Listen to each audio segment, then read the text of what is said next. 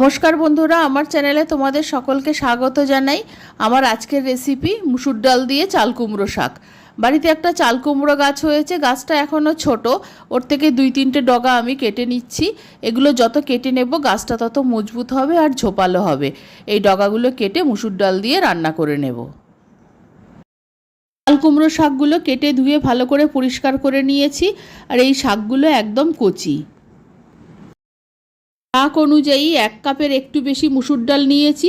মুসুর ডালগুলো ধুয়ে ভালো করে পরিষ্কার করে নিয়েছি। এবার ডালটা সিদ্ধ হতে দিচ্ছি। ডাল সেদ্ধ করার সময় আন্দাজ মতো নুন দিয়ে দিলাম, আর 1 চামচ হলুদ দিয়ে দিলাম। ডালটা সেদ্ধ হতে দেওয়ার সময় ফ্লেমটাকে হাইতে রেখেছিলাম। ডালটা অর্ধেকের বেশি সেদ্ধ হয়ে গেছে।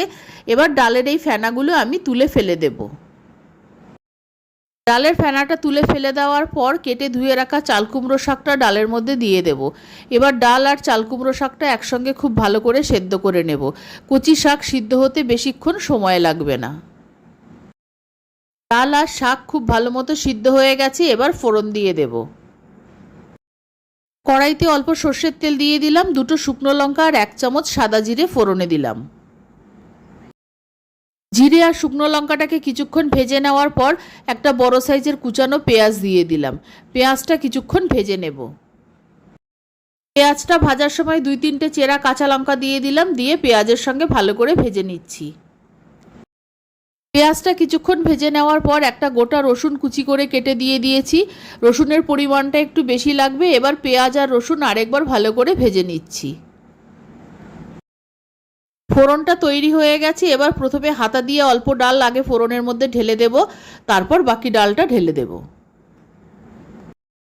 এবার বাকি ডালটাও কড়াইয়ের মধ্যে ঢেলে দিচ্ছি। ঢেলে খুন্তি দিয়ে একবার ভালো মতো নেড়ে দিচ্ছি। এই ডালটা খুব বেশি পাতলাও হবে না, আবার একদম শুকনোও হবে না। যখন মাঝামাঝি অবস্থায় আসবে তখন নামিয়ে নেব। ডালটা ফোড়ন দেওয়ার পর 2-3 মিনিট হাই ফ্লেমে ফুটিয়ে নিয়েছি। এবার ডালটা তৈরি হয়ে গেছে, আমি নামিয়ে নিচ্ছি। বাড়ির গাছের চাল কুমড়ো শাক দিয়ে মুসুর ডাল রান্না হয়ে গেছে। এটা ভাত, রুটি, পরোটা সব কিছুর সঙ্গেই খেতে খুব ভালো লাগবে। আমার এই রেসিপি ভালো লাগলে আমার চ্যানেলকে সাবস্ক্রাইব করার, লাইক করার, শেয়ার করার, কমেন্ট করার অনুরোধ রইল। আর আমার নতুন পুরনো সকল বন্ধুদের আন্তরিক ধন্যবাদ ও ভালোবাসা জানিয়ে আমি আমার ভিডিও শেষ করছি।